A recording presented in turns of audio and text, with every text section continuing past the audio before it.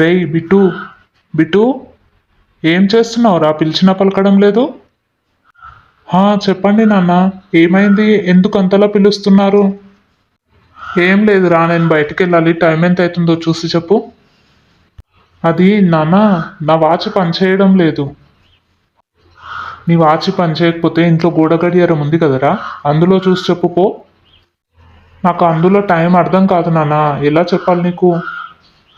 అలా అయితే కనీసం పెద్ద ముళ్ళు చిన్న ముళ్ళు ఎక్కడున్నాయో అదైనా చూసి చెప్పు.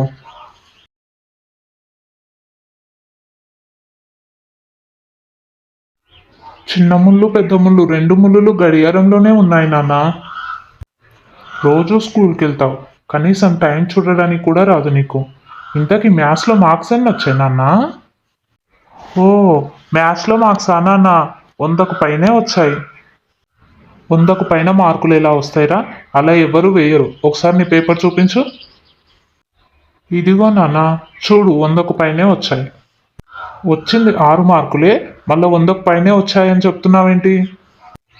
100కు పైనే కదా నాన్న 6 మార్కులు వేసింది, అందుకే అలా చెప్పాను.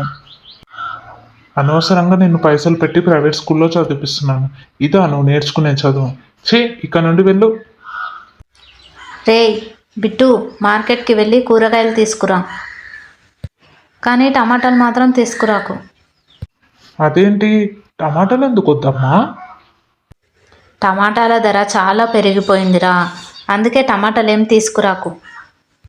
అయితే నేను కూడా రేపటి నుంచి స్కూల్కి వెళ్ళనమ్మా. అదేంట్రా, స్కూల్కి ఎందుకు వెళ్ళానంటున్నావు? స్కూల్ ఫీజులు కూడా చాలా పెరిగిపోయాయి కదమ్మా, అందుకే. ఇలాంటి జోకులే వేయొద్దనేది. ఇలాంటి జోకులు వేసే రోజు నాన్నతో తిట్లు తింటున్నావు. ముందు వెళ్ళి కూరగాయలు తీసుకురాపో.